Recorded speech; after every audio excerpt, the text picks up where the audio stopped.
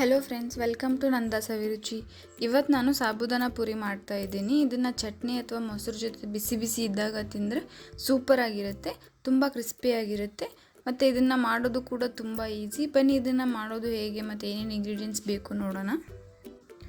ಮೊದಲಿಗೆ ನಾನು 2 ಆಲೂಗಡ್ಡೆನ ಬೇಯಿಸ್ಕೊಂಡು ತೊಗೊಂಡಿದ್ದೀನಿ. ಆಮೇಲೆ 2 ಕಪ್ ಸಾಬುದಾನ ತೊಗೊಂಡಿದ್ದೀನಿ. ಆಮೇಲೆ 1 ಟೇಬಲ್ ಸ್ಪೂನ್ ಶುಂಠಿ ಬೆಳ್ಳುಳ್ಳಿ ಪೇಸ್ಟ್ ತೊಗೊಂಡಿದ್ದೀನಿ. ರುಚಿಗೆ ತಕ್ಕಷ್ಟು ಉಪ್ಪು ಮತ್ತು ನಾನಿಲ್ಲಿ ಒಂದು ಮಸಾಲೆ ರೆಡಿ ಮಾಡಿ ತೊಗೊಂಡಿದ್ದೀನಿ. ಬನ್ನಿ ಈಗ ಅದು ಮಸಾಲೆ ಹೇಗೆ ಮಾಡೋದು ನೋಡೋಣ. ನಾನಿಲ್ಲಿ ಒಂದು ಮಿಕ್ಸಿ ಜಾರ್ಗೆ ಸ್ವಲ್ಪ ಕೊತ್ತಂಬರಿ ಹಾಕ್ಕೊಳ್ತಿದ್ದೀನಿ. 8 ರಿಂದ 9 ಹೆಸರು ಬೆಳ್ಳುಳ್ಳಿ ಹಾಕ್ಕೊಳ್ತಿದ್ದೀನಿ. ಮತ್ತು ಸ್ವಲ್ಪ ಪುದೀನ, 2 ರಿಂದ 3 ಹಸಿ ಮೆಣಸಿನ್ಕಾಯಿ ಹಾಕ್ಕೊಳ್ತಿದ್ದೀನಿ. ಒಂದು 4 ರಿಂದ 5 ಹೆಸರು ಕರಿಬೇವು ಹಾಕ್ಕೊಳ್ತಿದ್ದೀನಿ. ಒಂದು ಅರ್ಧ ಟೇಬಲ್ ಸ್ಪೂನ್ ಉಪ್ಪು ಹಾಕ್ಕೊಳ್ತಿದ್ದೀನಿ. ಇದೆಲ್ಲ ಹಾಕಿ ಚೆನ್ನಾಗಿ ಒಂದ್ಸಲ ಮಿಕ್ಸಿಯಲ್ಲಿ ರುಬ್ಕೊಳ್ತಿದ್ದೀನಿ.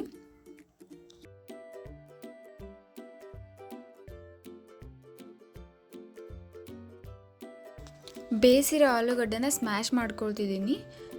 ನೋಡಿ, ಇದು ಪೂರ್ತಿಯಾಗಿ ಸ್ಮ್ಯಾಶ್ ಮಾಡಿ ಹಿಟ್ಟಿನ ಥರ ಆಗಬೇಕು. ಆಮೇಲೆ ಒಂದು ಕಡಾಯಿನ ಬಿಸಿ ಮಾಡ್ಕೊಳ್ಳೋಕೆ ಇಟ್ಕೊಂಡಿದ್ದೀನಿ. ಇದಕ್ಕೆ 2 ಕಪ್ ಸಾಬುದಾನ ಹಾಕ್ಕೊಂಡು ಅದನ್ನು ಕಂಪ್ಲೀಟಾಗಿ ಫ್ರೈ ಮಾಡ್ಕೊಳ್ತಿದ್ದೀನಿ.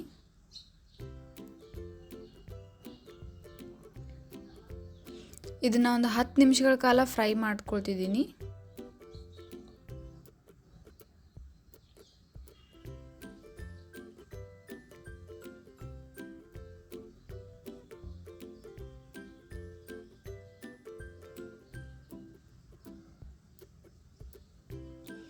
ಇದು ಒಂದು 10 ನಿಮಿಷ ಫ್ರೈ ಆದಮೇಲೆ ಇದನ್ನು ಒಂದು 10 ನಿಮಿಷ ಮತ್ತೆ ಆರೋದಕ್ಕೆ ಬಿಡಬೇಕು. ಇದು ಕಂಪ್ಲೀಟಾಗಿ ಆರಬೇಕು.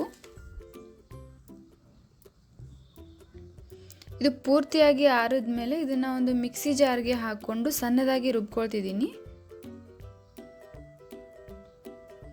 ಸಾಬುದಾನ ಬೇಗ ಪುಡಿ ಆಗಲ್ಲ. ಒಂದ್ಸಲ ಹಾಕಿ ಅದನ್ನು ಜರಡಿ ಹಿಡಿಬೇಕು. ಆಮೇಲೆ ಜರಡಿ ಹಿಡಿದು ಬಂದಿರೋದನ್ನು ಮತ್ತೆ ಮಿಕ್ಸಿಗೆ ಹಾಕ್ಕೊಂಡು ಅದನ್ನು ಪೂರ್ತಿಯಾಗಿ ಹಿಟ್ಟು ಥರ ರುಬ್ಕೊಳ್ಬೇಕು.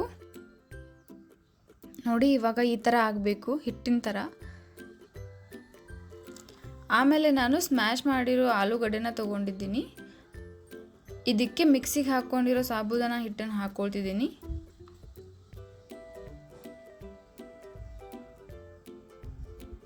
ಮತ್ತು ಸ್ವಲ್ಪ ಹಿಟ್ಟನ್ನು ಇಟ್ಕೊಳ್ತಿದ್ದೀನಿ. ಆಮೇಲೆ ಲಟ್ಟಿಸ್ತಾ ಬೇಕಾಗುತ್ತೆ. ಆಮೇಲೆ ಮಿಕ್ಸಿಯಲ್ಲಿ ರುಬ್ಬಿರೋ ಮಸಾಲ ಹಾಕ್ಕೊಳ್ತಿದ್ದೀನಿ. ಆಮೇಲೆ ಇದಕ್ಕೆ ರುಚಿಗೆ ತಕ್ಕಷ್ಟು ಉಪ್ಪು ಹಾಕ್ಕೊಳ್ತಿದ್ದೀನಿ.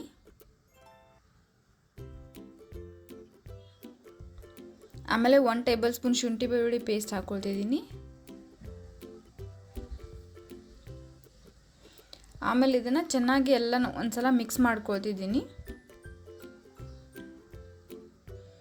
ಇದಕ್ಕೆ ನಾನಿಲ್ಲಿ ನೀರು ಉಪಯೋಗಿಸ್ತಿಲ್ಲ. ನೀರು ಇಲ್ಲದೇ ಹಿಟ್ಟನ್ನು ಕಲಿಸ್ಕೊಳ್ತಿದ್ದೀನಿ.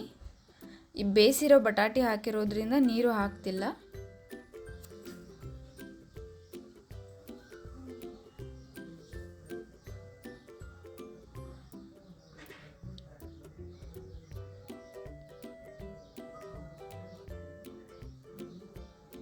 ಹಿಟ್ಟು ಈ ರೀತಿ ಆಗಬೇಕು, ಚಪಾತಿ ಹಿಟ್ಟಿನ ಥರ ಆಗಬೇಕು.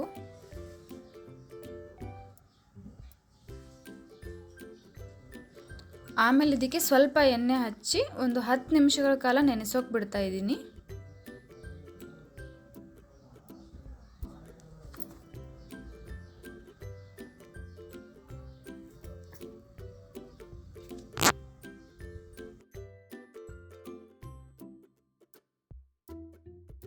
ಒಂದು 10 ನಿಮಿಷ ಆದಮೇಲೆ ಇದನ್ನು ಈ ರೀತಿ ಒಂದು ಅಗಲ ಇರೋ ಪಾತ್ರೆ ತಗೊಂಡು ಅದನ್ನು ಫುಲ್ ರೊಟ್ಟಿ ಹಿಟ್ಟು ನಾದೋ ಥರ ನಾದಬೇಕು. ನೋಡಿ, ಈ ಥರ ಕಂಪ್ಲೀಟಾಗಿ ಹಿಂಗೆ ನಾದಬೇಕು.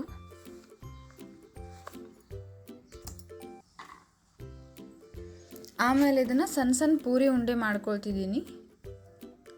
ಕೈಗೆ ಸ್ವಲ್ಪ ಎಣ್ಣೆ ಹಚ್ಕೊಂಡು ಈ ರೀತಿ ಸಣ್ಣ ಸಣ್ಣ ಉಂಡೆ ಮಾಡಿಕೊಂಡು ಇಟ್ಕೊಳ್ತಿದ್ದೀನಿ.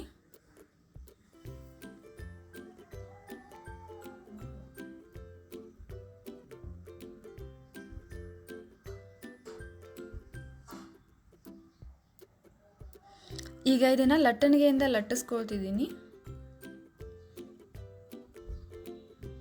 ಆ ಸಣ್ಣ ಸಣ್ಣ ಉಂಡೆಗಳಿಗೆ ಸ್ವಲ್ಪ ಸಾಬೂದಾನ ಹಿಟ್ಟು ಹಚ್ಕೊಂಡು ಲಟ್ಟಣಿಗೆಯಿಂದ ಲಟ್ಟಿಸ್ತಿದ್ದೀನಿ.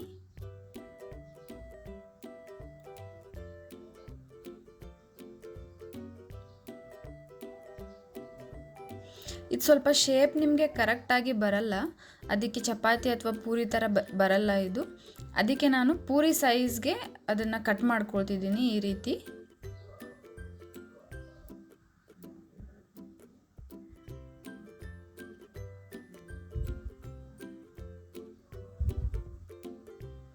ಈಗ ಇದನ್ನು ಫ್ರೈ ಮಾಡ್ಕೋಬೇಕು. ಆಲ್ರೆಡಿ ಎಣ್ಣೆ ಬಿಸಿ ಆಗಕ್ಕೆ ಇಟ್ಟಿದ್ದೆ, ಬಿಸಿ ಆಗಿದೆ. ಈಗ ಒಂದೊಂದೇ ಪೂರಿ ಹಾಕ್ಕೊಂಡು ಫ್ರೈ ಮಾಡ್ತಾಯಿದ್ದೀನಿ.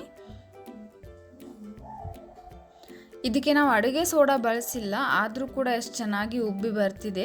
ಇದು ಕ್ರಿಸ್ಪಿಯಾಗಿ ಉಬ್ಬಿ ಬಂದಿದೆ. ಸೊ ನೋಡಿದ್ರಲ್ಲ ಫ್ರೆಂಡ್ಸ್, ಎಷ್ಟು ಈಸಿಯಾಗಿ ಕ್ರಿಸ್ಪಿಯಾಗಿ ಸಾಬೂದಾನ ಪೂರಿ ರೆಡಿ ಆಯಿತು. ನೀವು ಒಂದ್ಸಲ ನಿಮ್ಮ ಮನೇಲಿ ಟ್ರೈ ಮಾಡಿ, ಎಲ್ರಿಗೂ ತುಂಬ ಇಷ್ಟ ಆಗುತ್ತೆ. ಇದು ಬಿಸಿ ಬಿಸಿ ಇದ್ದಾಗಲೇ ಚಟ್ನಿ ಅಥವಾ ಮೊಸರು ಜೊತೆ ತಿಂದರೆ ತುಂಬ ಚೆನ್ನಾಗಿರುತ್ತೆ. ಈ ವಿಡಿಯೋ ನಿಮಗೆ ಇಷ್ಟ ಆಗಿದರೆ ಪ್ಲೀಸ್ ಲೈಕ್ ಮಾಡಿ, ಶೇರ್ ಮಾಡಿ, ಕಮೆಂಟ್ ಮಾಡಿ. ಇದೇ ರೀತಿ ಟೇಸ್ಟಿ ರೆಸಿಪೀಸ್ಗೆ ನಮ್ಮ ಚಾನಲ್ನ ಸಬ್ಸ್ಕ್ರೈಬ್ ಮಾಡೋದನ್ನು ಮರಿಬೇಡಿ. Thank you.